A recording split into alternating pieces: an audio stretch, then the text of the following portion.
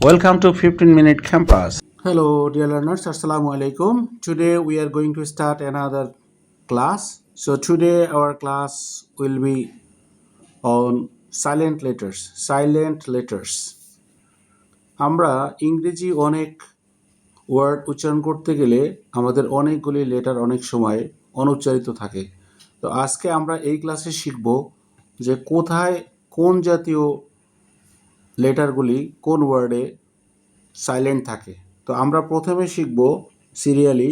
তো সাধারণত আমরা শিখব সাধারণত ওয়ার্ডের শেষে যদি CALLY Kelly, that means LLY যদি থাকে, তার আগে যদি থাকে, তাহলে সেই ক্ষেত্রে উচ্চারণ সাধারণত হয় না, দ্যাট মিন্স অনুচ্চারিত থাকে। যেমন আমরা শিখতে পারি, আমরা বলি বেসিক্যালি, বাট এটার উচ্চারণ হবে বেসিকলি, দ্যাট মিন্স এখানে উচ্চারণটা হচ্ছে না, বেসিকলি। তদ্রূপভাবে লজিকলি মানে যৌক্তিকভাবে, লজিকলি। বি ওয়ার্ডের শেষে বি প্লাস বির আগে মানে এম প্লাস বি অথবা বি প্লাস টি যদি থাকে, সেক্ষেত্রে আমরা বি উচ্চারণ করি না। যেমন এখানে বম, B plus M plus B আছে, এখানে এম থাকার কারণে এখানে বির উচ্চারণ হবে না। বম মানে বোমা। যেমন ডেট, আমরা বলি ডেবিট, ডেট, এখানে টি আছে, বি প্লাস টি আছে, যার কারণে এখানে আমরা বির উচ্চারণ করবো না। ডাম, এখানে এম প্লাস বি আছে, ডাম মানে বোবা। নেক্সট আমরা আরও কিছু এক্সাম্পল দেখি। যেমন টম, TOMB, টম, এখানে আমরা বির উচ্চারণ করি। টম মানে হলো সমাধি, দ্যাট মিন্স সমাধি মানে কবর। তারপরে ল্যাম্প, ল্যাম্প মানে হলো ভেড়ার বাচ্চা। তারপর লিম মানে বাহু, আমাদের সাধারণত যে বাহু থাকে, আমাদের হাতের যে বাহু, লিম মানে বাহু। নেক্সট আমরা শিখবো হলো সি। সাধারণত S প্লাস সি যদি থাকে ওয়ার্ডের ভিতরে, তাহলে সাধারণত সির উচ্চারণ হয় না। যেমন সিন মানে দৃশ্য, সিন, S প্লাস সি, এখানে সাধারণত সির উচ্চারণ হয় না, সিন মানে দৃশ্য। সায়েন্স মানে বিজ্ঞান। ডিসেন্ট মানে অবতরণ করবা, উপর থেকে নিচে নামা। ডিসিপ্লিন মানে শৃঙ্খলা। ফ্যাসিনেট মানে কাউকে মুগ্ধ করা বা কাউকে খুশি করা। সেন্ট মানে ঘ্রাণ, আমরা যে সাধারণত বডি স্প্রে দিয়ে থাকি সেই সেন্ট। কনসিয়েন্স মানে হলো বিবেক, মানুষের যে বিবেক। তারপরে কনসিয়াস মানে সচেতন। আমাদের লেখা বেসিক টু বোর্ড ইংলিশ বইটি থেকেই আমরা আসলে এই লেসনগুলো পড়িয়ে ভিডিওগুলো তৈরি করতেছি। এইটা মূলত আমাদের বইয়ের 13 নম্বর পৃষ্ঠাতে আছে, 11 নম্বর পৃষ্ঠাতে আছে। এই বইটি যারা সংগ্রহ করবে তারা খুব সহজে আরও অনেক শব্দার্থ শিখতে পারবে এবং সুন্দরভাবে ভিডিওগুলো ফলো করে তারা শিখতে পারবে, ঘরে বসে খুব সহজভাবে শিখতে পারবে। এবং বইটি 350 টাকা মূল্য, যা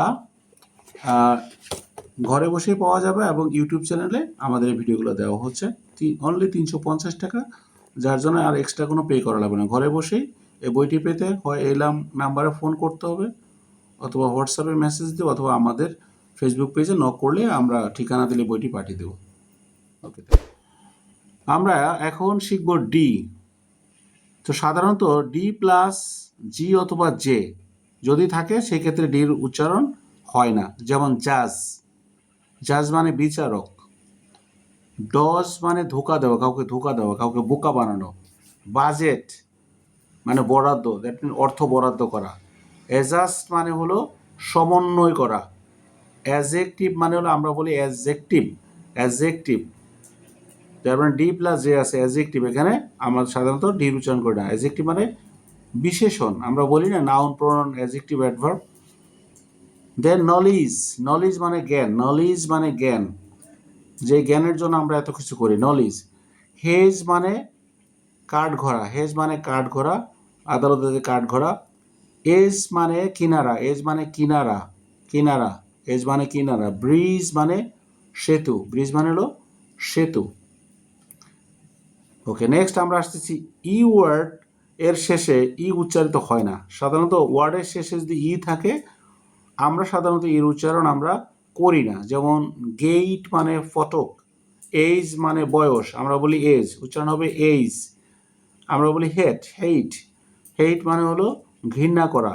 বাইট মানে কামড়ানো বা কামড় দেওয়া। প্লিজ দয়া করা। নেম মানে নাম, গেম মানে হলো খেলা, ফেম মানে হলো খ্যাতি। এই সবগুলি ওয়ার্ডেরই শেষে ই আছে এবং ইগুলো উচ্চারিত হয় না। এখন আমরা শিখব জি প্লাস এইচ অথবা জি প্লাস এন যদি থাকে জি উচ্চারিত হয় না। যেমন সাইন, এখানে জি প্লাস এন আছে sign. Right, G plus H আছে, এই জন্য এখানে জির উচ্চারণ হবে। রাইট মানে সঠিক। সাইন মানে হলো চিহ্ন, সাইন, অনেকে বলে না সাইন, সাইনবোর্ড। রিজন, রিজন মানে হলো অঞ্চল, রিজন মানে হলো অঞ্চল। ফাইট, ফাইট মানে যুদ্ধ বা যুদ্ধ করা। ডিজাইন মানে নকশা, মাইট মানে শক্তি। এই জাতীয় আরও অনেক ওয়ার্ড আছে। আমাদের বইটি সংগ্রহ করে নিবে এবং তোমরা খুব সহজভাবে শিখতে পারবে। আমাদের চ্যানেলটিকে সাবস্ক্রাইব করবে। Thanks for watching.